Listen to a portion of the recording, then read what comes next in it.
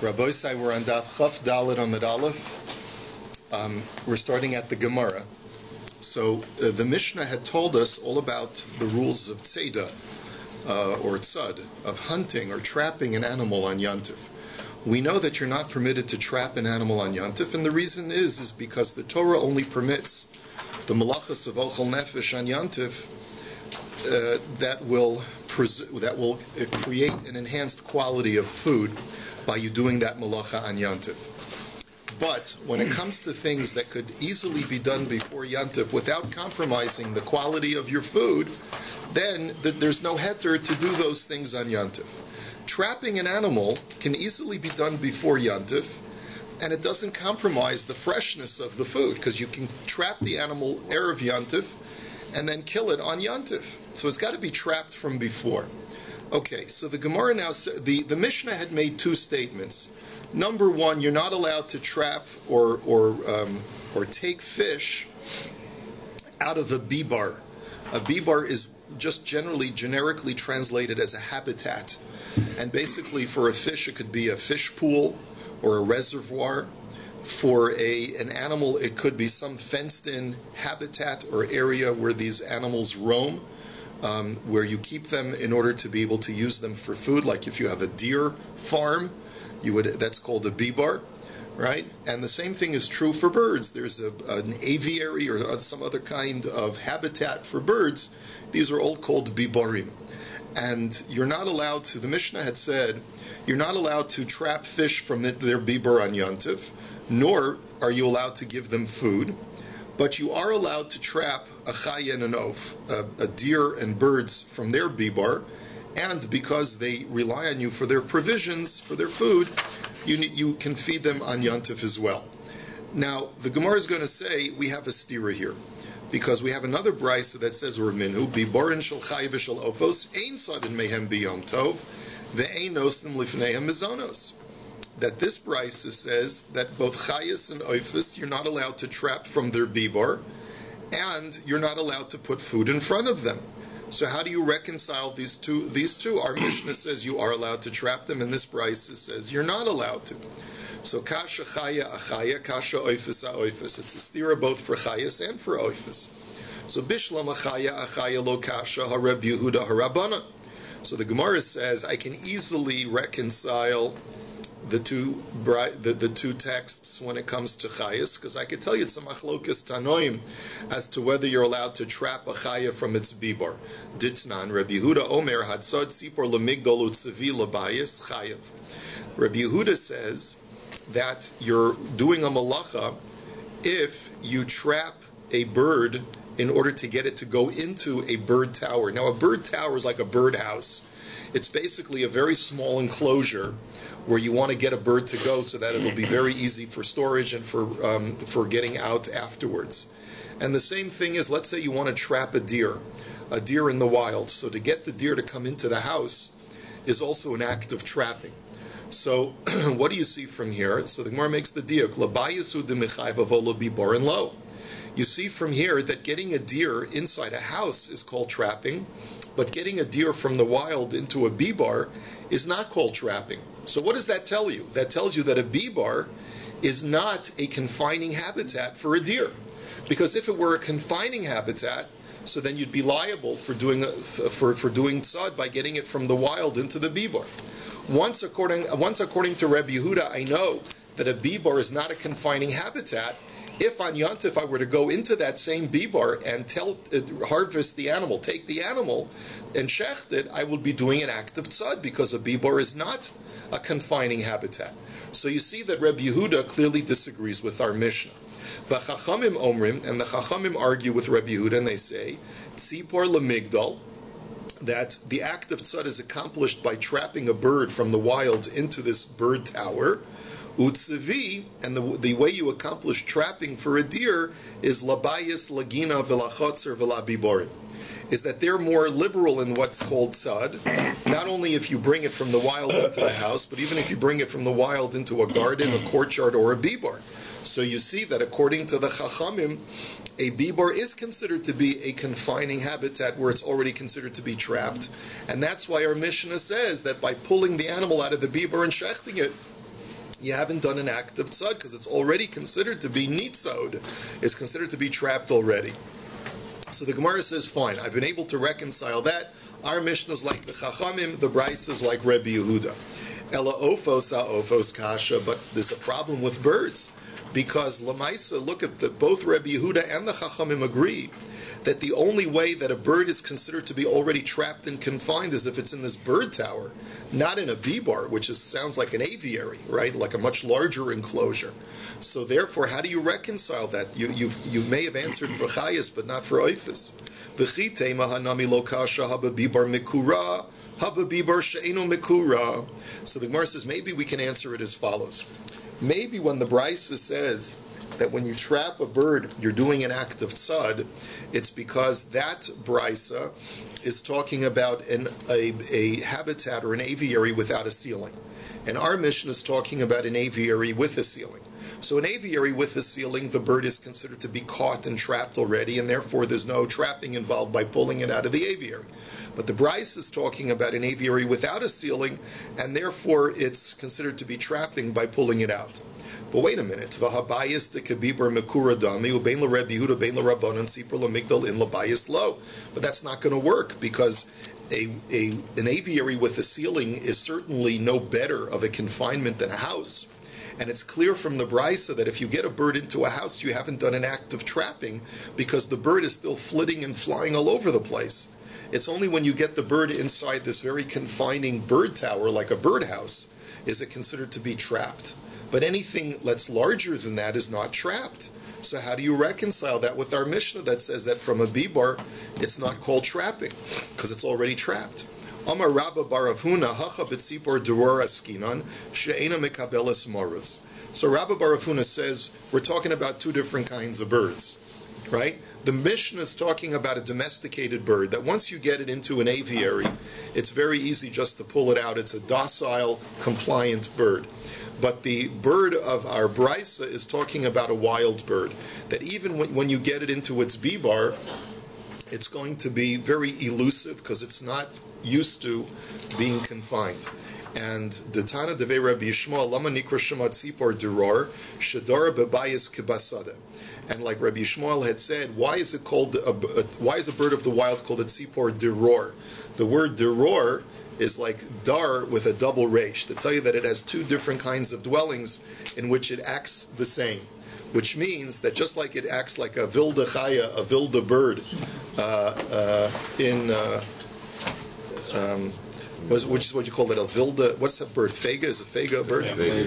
A vilda fega, right? Outside in the field, it acts like a vilda fega in the house as well. No matter, even when you get it into the house, it's gonna be flying all around, and it's gonna be hard to trap it. So that kind of bird, taka, is why the Brisa says you're not allowed to pull it out of the house or out of the bibar an yantiv, because you're doing an act of trapping. So the Gemara says, Hashta da asis lahachi. So the Gemara says, now that you've told me, you've made this ukimta, that we're talking about two different scenarios. One is a bird like this, the other one's a bird like that. So chaya nami lo kasha. So then what do I have to tell you? There's a machlokas tanoim. Just like there's two different scenarios by birds, there's two different scenarios by chayas. Hababibar katan, hababibar gadol. Our mission is talking about a small habitat, a small enclosed area, and the Bryce is talking about a larger enclosed area where there's more, it's more elusive, it's harder to chap the deer. So heichi dami bibar katan, heichi dami bibar gadol.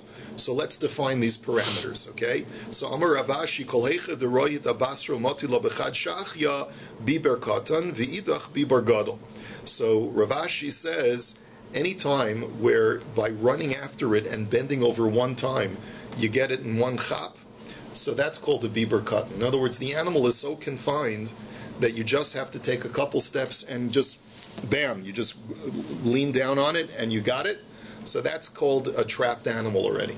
But if you go over to it and you bend over to chap it and the animal runs, and then you have to go over to it again, and it takes a few times to get it, that's a bibar gadol, and therefore it's usher. That's why there's an issue of trapping involved.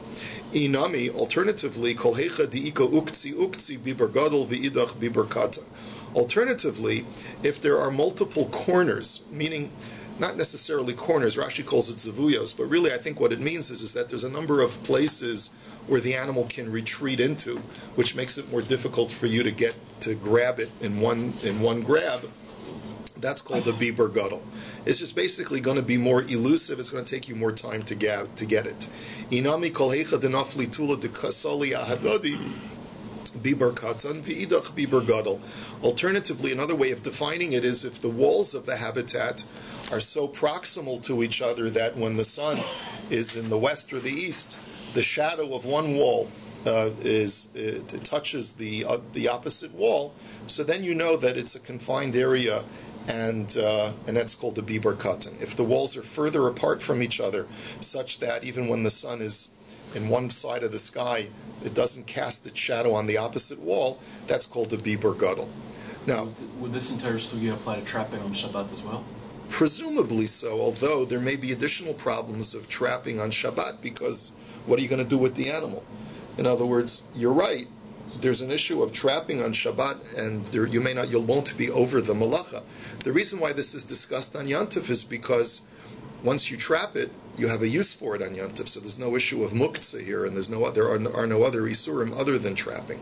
Presumably, that's why the Mishnah is talking about it here. Rabbi Shimon Gamliel Omer lo kol habibarin shavin v'chulei. The Rabbi Shimon Gamliel, now that we've explained that our Mishnah might only be talking about one kind of bibar, Rabbi Shimon Gamliel seems a bit superfluous because he's essentially saying what we've already acknowledged, that there are different kinds of bibars. And you'll forgive me, we're in Canada, I just keep thinking of Justin Bieber. I don't know why. But anyway, but we won't. Who's also in a cage, right? Yeah, he's also in a cage, right. Very good, very good. So not all Biebers are the same. Because some bibars there is a problem of tzad, and some bibars there's not a problem of tzad, right? And it depends on the size, right? So it seems to be that he's sort of just echoing what we've just spoken out in our sugya. Also, not is not every biber the same, every person is not the same, or not everyone has the same expertise. Who says that I can pick it up in one? No, that's a valid point, although there we would probably go over, according to Rov B'nei Adam, what the average person is capable of doing. Amar Rav Yosef, Amar Rav Yehuda, Amar Shmuel, halacha keRabbi Shimon ben Gamliel. Rav Yosef now says that the halacha is we paskin like Rav Shimon ben Gamliel. Now, when you say that you paskin like someone, that implies that there's a machlokes, right? So Amar le'Abaye halacha michlal de pligi. You mean to say that Rav Shimon ben Gamliel is arguing and that the Chachamim say that all bibers are the same? We just got through clarifying that even the Chachamim of our Mishnah hold that there are different kinds of bibers. So Amar le'u may nafkalach mina. So Rav Yosef says, what difference does it make? Halacha l'maisa, Rabbi Shimon Gamliel's statement is correct. So what difference does it make whether he's just clarifying the words of the Chachamim or arguing with the Chachamim? So Amar lei Gemara Zamor Tetehei. So Abaye says to him the famous statement, which we find in several places, that Abaye says to his Rebbe Rav Yosef. He says, Rebbe, what do you mean? What difference does it make? I understand halacha l'maisa doesn't make a difference, but should just the study of Mishnah be like memorizing a song that you don't need to know what the meaning is? You need to understand what the pshat of the Mishnah is. And I'm asking you, what's pshat in Mishnah? Is Rav Shimon Gamliel choylek with the Chachamim, or is he clarifying the Chachamim? So the Gemara leaves it unanswered, but presumably Abaye is correct that Rav Shimon Gamliel is clarifying the words of the Chacham just based on the previous sugya. So Rav Shimon Gamliel's statement was, anytime an animal needs to be still trapped in its bibar because you got to run after it, so that's called trapping by grabbing it. And if the animal is easy to chop, so then it's considered to be already trapped. So the Gemara here is asking a similar question to what it asked before, and Rashi really says that this is really the same discussion, but using a slightly different definition. Tosfos is not so happy with that, but we're going to stick with Rashi's pshat. Amar Rav Yosef, Amar Rav Yehuda, Amar Shmuel, Kol Sha'omer Have Mitzuda Unitzudenu. That any time you see the animal in this bibar, and you say, hey, listen, I'm going to need some help trapping this animal, bring me a net, or bring me some kind of hook, or whatever I'm going to need, then that's called mechusar tzeda. That means that animal is not trapped yet, and therefore you can't trap it on Yantiv. Amar le Abaye, the ha'avazin v'tarnagolim shamri have mitzuda nutzudenu, v'tanya hatzad avazin v'tarnagolim v'yonei hardesios potter. I don't understand, says Abaya. Look, geese and chicken are birds that, it's not so easy just to grab a goose or a chicken from the farm. It takes a couple of attempts many times, and people typically say, bring a net so that we can grab this chicken easily. And yet the Brisa says that there's no malacha of tzad if you grab a goose or a chicken or what's called yonei hardesios, which are a certain kind of domesticated dove. So why is that? Even though sometimes it takes a few attempts and you need some extra apparatus in order to grab it. So Amar Rabba Barafuna Amar Shmuel Halolu Boin Lekluvan La'erev Halalu Ein Boin Lekluvan La'erev. Answers Rabba Barafuna, you're right. A chicken and a goose does take a little bit extra effort. You need some apparatus to help you. But the reason why they're called trapped already is because at night they always come back to their roost. Chickens and geese always come back to their roost. So even though they're a bit elusive during the day, they're considered to be trapped already. So the Gemara says, wait a minute. V'harei yonei shovach v'yonei aliyah deboin lekluven la'erev v'tanya hatzad yonei shovach v'yonei aliyah v'tziporim shekanu b'tafichin b'biros chayev. But one second, there's another kind of bird that always comes back to its roost at night, and these are yonei shovach, yonei aliyah. These are birds that are doves or pigeons. They live in a dove coop, or they live in this high tower, and these birds come back to roost every night, and yet the Brisa says that you are over on sud by trapping them, and it also talks about another kind of bird which makes its nest in the clefts in the wall. And Rashi explains that they would deliberately, when they would build walls, they would build like city walls with little pigeonholes in them, because this would enable birds to make nests and to lay eggs, and I guess that was a good way to catch birds, right? So anyway, how can you tell me that just because a bird comes to roost at night, there's no problem of tzad? Here you see there is. So Ela Amar Rabba Baravhuna, Amar Shmuel, Halalu Boin Lekluvan La'erev Umazono San Alecha. V'halalu Boin Lekluvan La'erev Ve'in Mazono San Alecha. The Gemara answers that there are actually two criteria. Number one, they have to come back to roost at night. And number two, they're reliant on you to feed them, on the farmer to feed them. If you fulfill those two criteria, so then those animals are considered to be trapped already, because they're much more domesticated. But a dove or a pigeon, I grant you, they come back to their dove coop at night, but they go find their own food, and therefore they're not considered to be trapped. So Rav Mari Amar Hani Avidi li Ribuye Vahani Lo Avidi li Ribuye. So Rav Mari says the difference between chickens and geese on the one hand and pigeons on the other hand is that pigeons and doves tend to fly away when you try to run after them, but chickens and geese don't. So the Gemara says, what are you talking about? Kulonami avidi li ribuye. All birds run away when you try to catch them. So what are you talking about? How can you make that distinction? The Gemara says, L'kluvan kamrinan da avidi li ribuye. The Gemara answers that when the bird gets into its roost, that's when it's more elusive, the pigeon. In other words, with chickens and geese, once the bird is in its roost or in its nest, it's going to be docile, and it'll be very easy for you to get a hold of it. But with pigeons, even when they're in the dove coop, you have to, they're still elusive, and you have to go to extra effort in order to chop them, and that's why they're not called trapped. That's Rav Mari's explanation, the difference between the two. Let's go on to the next Mishnah.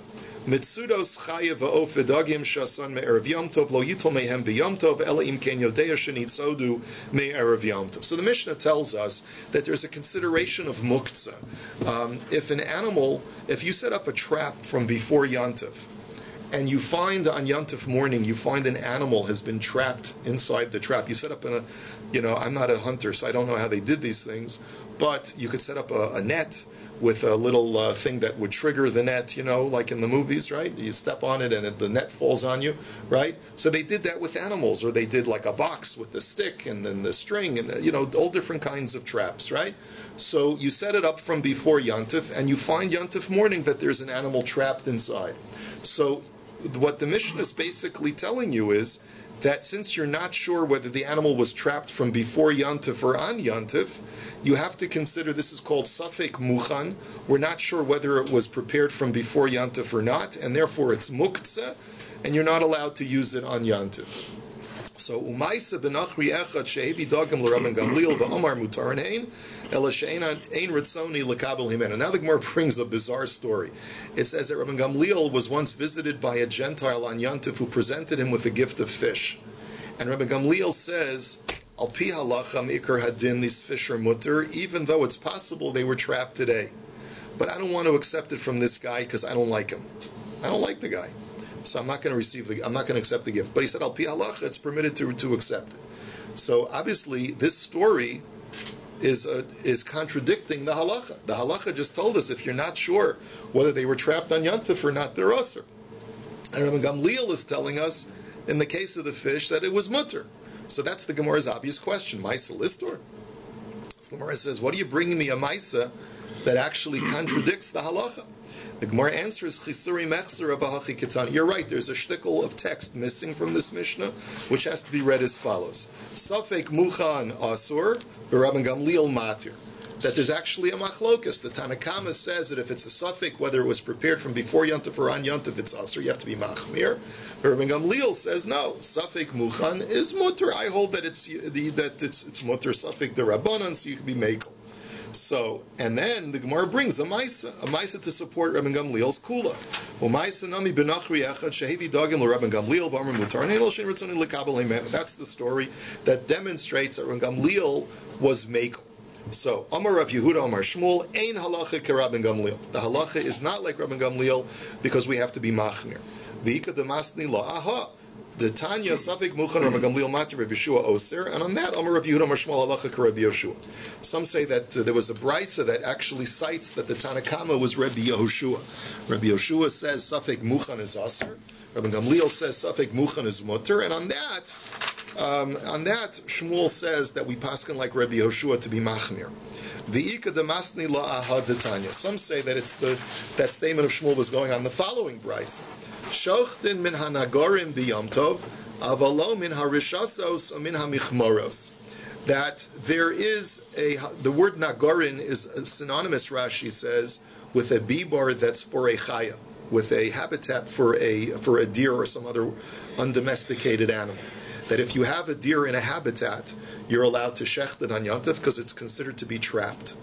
But if you find a deer in a net or in some other kind of trap, I don't know how the difference in translation between reshes and michmar, if someone wants to tell me how they translate it. Nets or traps. Nets or traps. Okay, so that's also not a very helpful translation. We know that a net is a type of trap. I don't know, there must be some other kind of trap that was used called a michmar, but I'm not sure what kind of trap it is. If you find it on Yontif, since you're not sure whether it was trapped yesterday or today, you have to assume that it was from today, and therefore it's aser. Rabbi Shimon ben Gamliel oimer. Rabbi Shimon ben Gamliel says as follows: Ba umitzan mikul kolin me'erev Yom Tov biyadua sheme'erev Yom Tov nitzodu umutarin. The first statement he makes is that, let's say now when they would set up these traps, sometimes they covered a huge amount of territory. Let's say I'm a hunter. I live by the edge of the forest, and I would set up an apparatus that would go, let's say, for a kilometer in all directions with a net and with sticks and strings and all of this whole elaborate system, right? So I don't necessarily need to see the animal.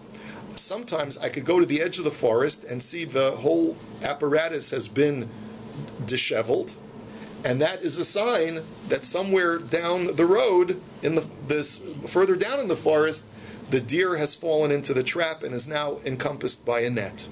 So if I go to the edge of the forest on Erev Yontif and I see that the apparatus has been moved, so then I know that the animal was trapped from before Yontif, and when I go into the forest on Yontif to retrieve the deer in the net, then the animal is mutter. So,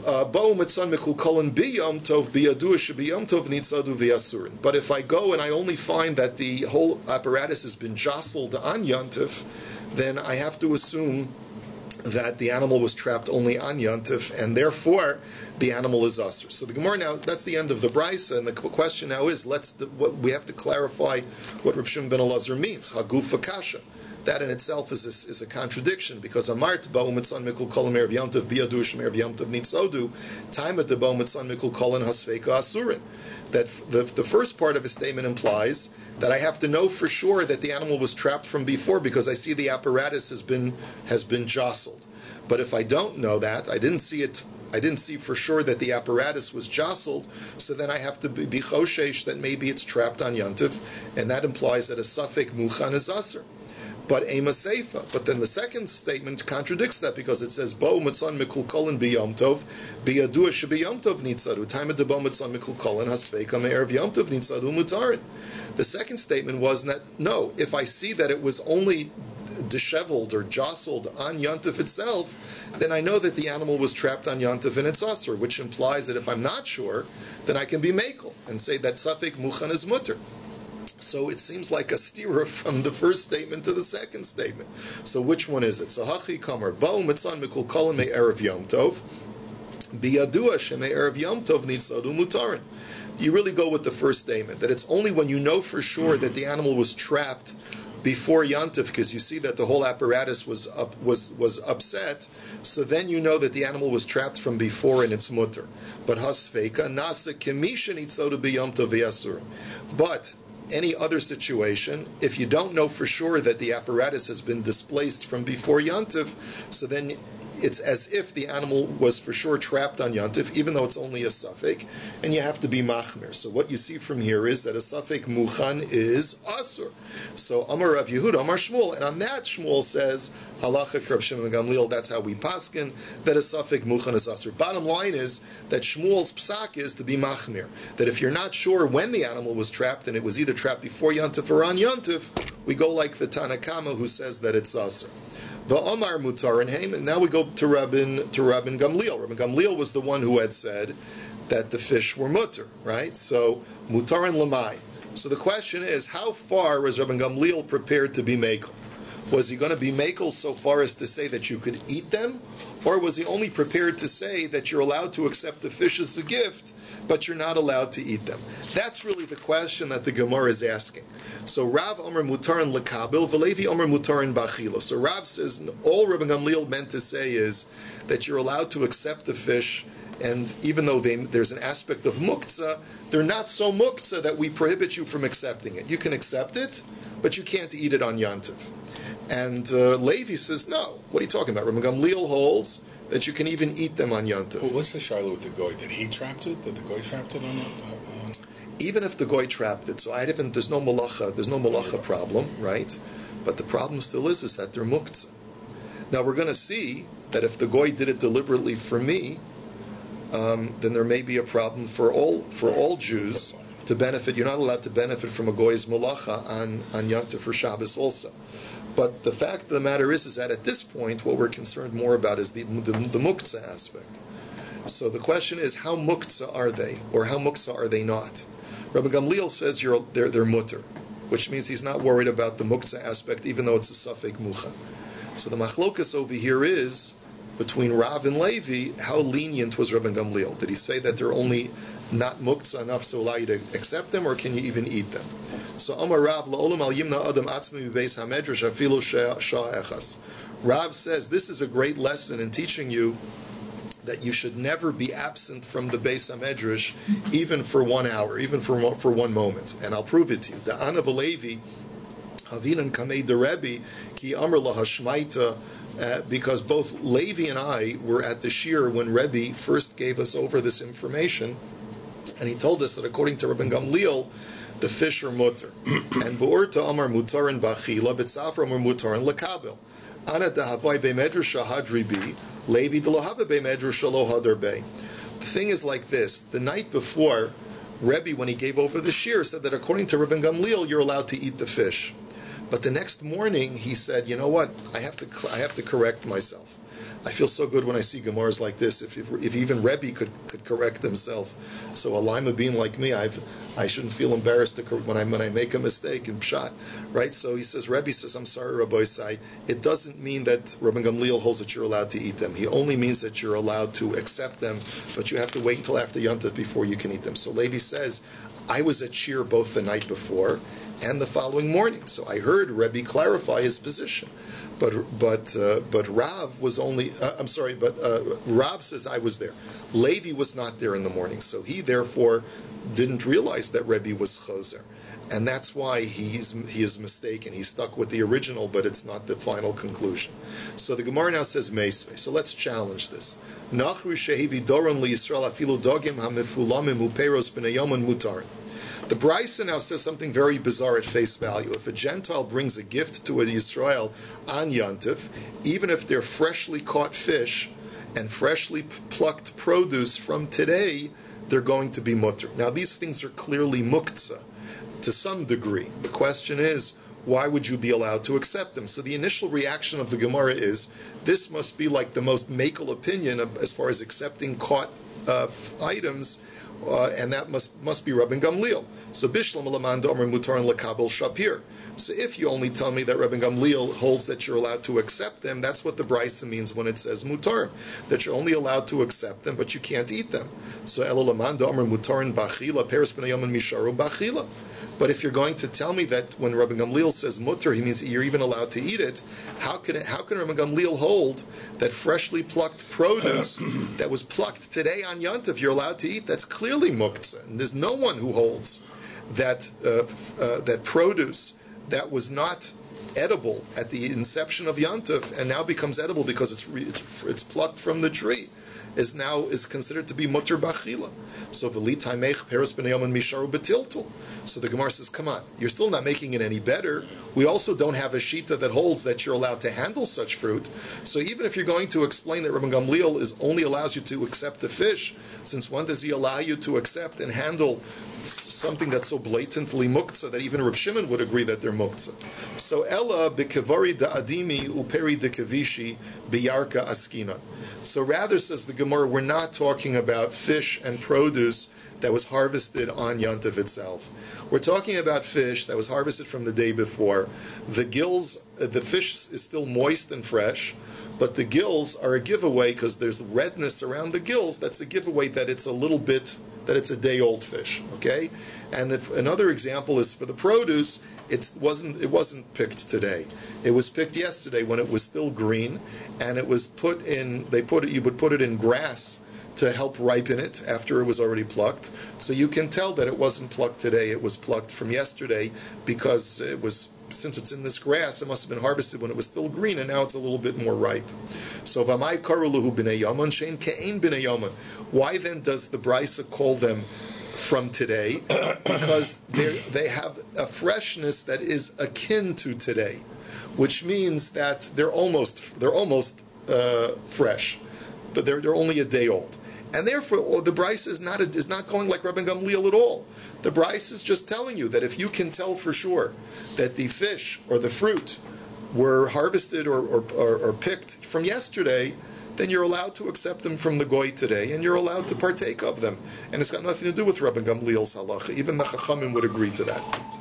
Next, Amar Rav Papa, Hilchasa Nachri Shevi Doron LiYisrael B'Yom Tov.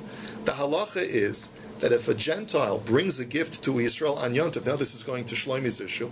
So Im Yesh Me'oso Hamin B'Mechuber Aser Ula'erev Nami Aser in B'Chdei Shiyasu. So here's the issue: if there's the possibility that this item was harvested today, because the fruit that he brings is a kind of fruit which there are orchards in town where this fruit is still growing, so there's a likelihood, or at least a possibility, that it was harvested today. So then you have to be machmir, and you can't eat that fruit. And not only that, but even after Yantif, you're not allowed to eat the fruit. You have to wait bichdei shiyasu. You have to wait the amount of time that it would take to harvest the fruit before you would eat it. This is now another issue. This is not the issue of muktzah. This is the issue of not benefiting from the malacha of a nachri. When a goy does malacha for a Jew, you're not allowed to benefit from it, and therefore you have to wait the amount of time that it would take. Otherwise, even after Yantif, you're benefiting from his malacha. Now, Rashi has a very interesting discussion in this long Rashi at the bottom of the Yamud. The question is, if you're dealing with a 2-day Yantif, and the goy brings you the produce on the first day of Yantif, when we say that you have to wait until after Yantif, is it after the first day of Yantif or until after the second day of Yantif? So Rashi argues, very convincingly so, and he says that Rabbeinu Gershom holds like me. He says that even though some of my rabbis, some of my teachers hold you have to wait until the end of the second day Yantif, bichdei sheyasu, I hold that you only have to wait until the end of the first day of Yantif, bichdei sheyasu. And he gives the reason that, of course, it's sveika diyoma, that you're not sure which day is Yantif, which day is Chol. So mimanafshach, no matter how you look at it, this produce should be mutter right after the first day of Yantif, even though it's the second day Yantif. Now, v'im ein me oso hamin b'mechuber, tochat chum mutter, chutz lat chum aser.